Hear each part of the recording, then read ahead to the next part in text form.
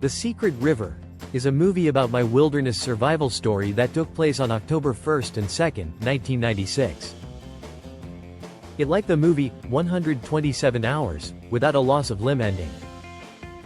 I discovered a pristine, secret river valley. This river is less than 50 miles from a major city. The whole journey in the wilderness is visually beautiful. The movie will take people on an adventure into the wilderness. What started out as a 10-mile day hike to go stream fishing, soon turned into an overnight survival story. After a 4-mile downhill hike, I reached the headwaters of a stream by 1 p.m.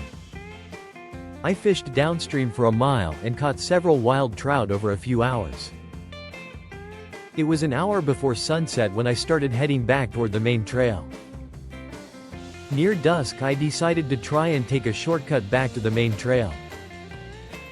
I never made it back to the main trail but wandered off into another ravine. I climbed up loose rock and shale as dusk turned to dark. The climb became too steep to safely head back down. So up and up I went. It was now completely dark, not far from the top of the mountain, when I reached a near vertical, 100-foot high cliff. I was hiking in Nike Air basketball shoes, shorts and a t-shirt.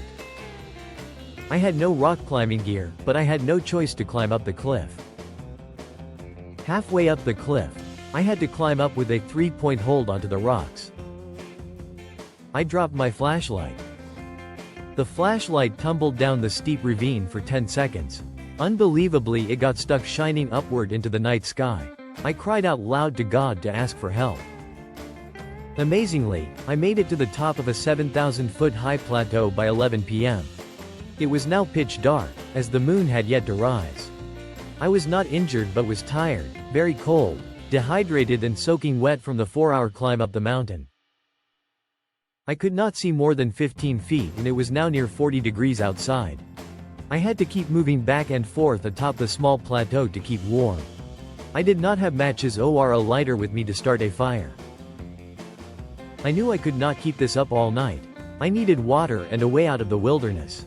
I decided to head down into the next valley over. I was sure there'd be a stream at the bottom of the valley. I slowly edged my way off the plateau. I almost fell off a cliff. Fortunately, I found a safe way down off the plateau and started hiking down the ravine. Then the moon rose. Thank God, I could see again. After 20 hours of almost non-stop climbing and hiking, I reached the bottom of the valley just after dawn.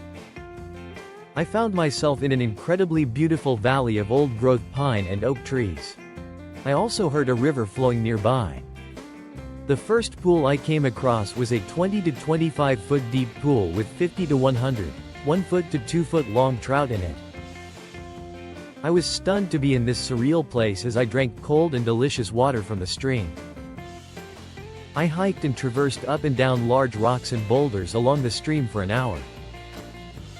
Every 50 yards there was another 15-foot high waterfall into another big pool just like the first one. There was no trash, no trails, no footprints, no signs of man along the river. I felt as though I had stepped back in time 200 years. It was like the Garden of Eden.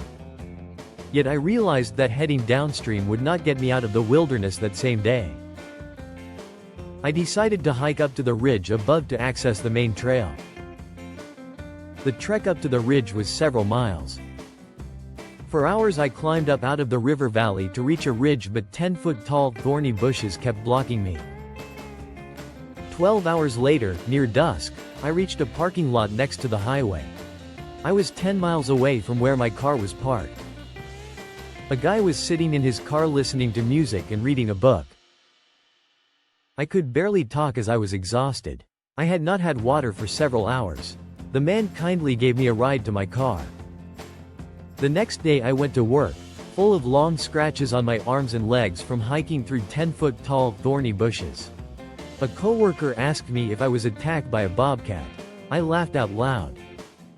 The arches of my feet and legs were very sore for several days as I had hiked near 26 miles and up and down more than 17,000 feet on and off trail in just 32 hours.